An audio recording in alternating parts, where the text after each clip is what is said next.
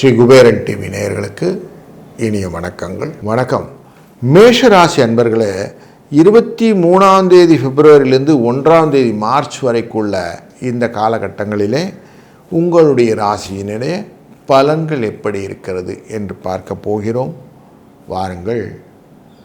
பரணி நட்சத்திரம் என்கிற மேஷராசியான உங்கள் ராசியிலிருந்து பூச நட்சத்திரம் என்கிற கடகராசி வரை சந்திர பகவானின் பயணம் செய்யக்கூடிய இந்த காலகட்டங்கள், சுக்கிரனிலிருந்து சனி அப்படின்னு மனசில் வச்சுக்கொள்ளுங்கள். இப்படி உங்களுக்கு பலன்களாக இருக்கும். சுக்கிரன்னா 2ஆம் இடம், சனி பகவான் இருப்பது 10ஆம் இடம். அப்படி 2ஆம் இடத்திலிருந்து 10ஆம் இடம் வரைக்கும்னா தொழில் சம்பந்தப்பட்டதும் பணம் சம்பந்தப்பட்டதும் மனதிலே நிறைய எண்ணங்களை கொடுக்கக்கூடிய வாரமாக இந்த வாரம் அமையதற்கு வாய்ப்புகள் உண்டு. உங்களுடைய ராசியினுடைய 4ஆம் இடத்துக்காரரான இந்த சந்திர பகவான் உங்கள் ராசியிலிருந்து பயணம் செய்யும் போது மற்றவர்களோடும் அதே மாதிரி பரிவு கொண்டு வரக்கூடிய வாய்ப்புகளை கொண்டு வருவார். தொழிலிலே முன்னேற்றத்தை ஏற்படுத்தக்கூடிய சூழ்நிலைகளே நிறைய சனி பகவானுடைய இன்ட்யூஷன் இருக்கும். ஏன்னா உங்கள் ராசியின் 2ஆம் இடத்தை அவர் பார்க்க போகிற காலகட்டத்திலே ரோகிணி நட்சத்திரத்திலே வரக்கூடிய சந்திரன் உச்சம் பெறும்போது சனியினால் பார்க்கப்படுவார். அப்போ தொழிலிலே புதிய முயற்சிகளும் அதனால் வரக்கூடிய லாபங்களும் பணம் சம்பந்தப்பட்ட விஷயங்களாக மாற்றி கொடுக்கும். அதனாலே செலவுகளும் உண்டு, வரவுகளும் உண்டு.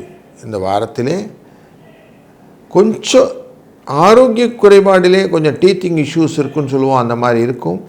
அது மட்டும் கொஞ்சம் கேர்ஃபுல்லாக பார்த்துக்கிடுங்க. பயணங்களின் மூலம் சில சிக்கல்கள் வருவதற்கு வாய்ப்பு இருப்பதால் கொஞ்சம் எச்சரிக்கையாகவும் பயணத்தை மேற்கொள்ளுங்கள். முடிந்தவரை இரவு நேர பயணங்களை ரொம்ப தூரம் போகிறதா அவாய்ட் பண்ணுங்கள்.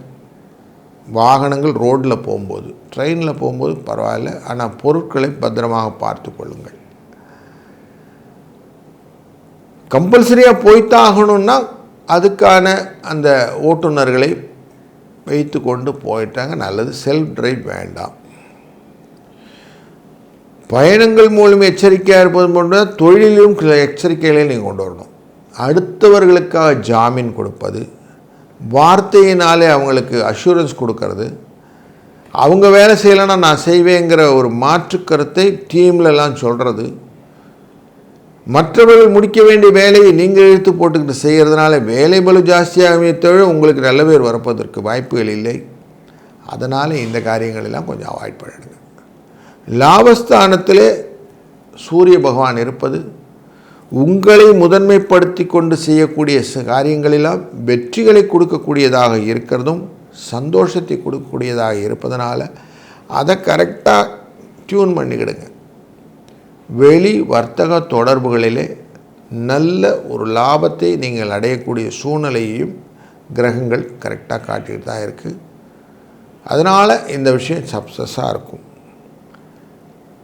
சஷ்டி 23 வருகிறது.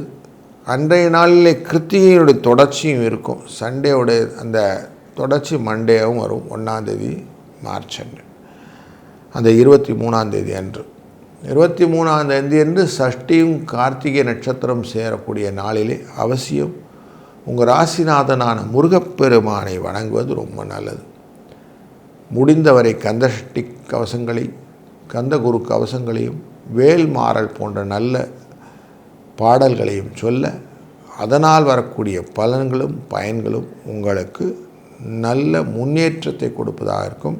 குறிப்பாக குழந்தை வரம் கேட்பவர்களுக்கும் திருமண வரம் கேட்பவர்களுக்கும் கடன் குறைய வேண்டும் என்ற எண்ணங்களும், வீடு மனை வாகனங்கள் வாங்குவதிலே சிக்கல்கள் உண்டாவதனாலே இந்த சிக்கல்களை தீர்த்து கொள்வதற்கும் இந்த சஷ்டி விரதமும் கார்த்திகை விரதமுமான 23ஆம் நாள் பிப்ரவரி உங்களுக்கு ஹெல்ப்ஃபுல்லாக இருக்கும். அதை கரெக்டாக பயன்படுத்தி கொள்ளுங்கள்.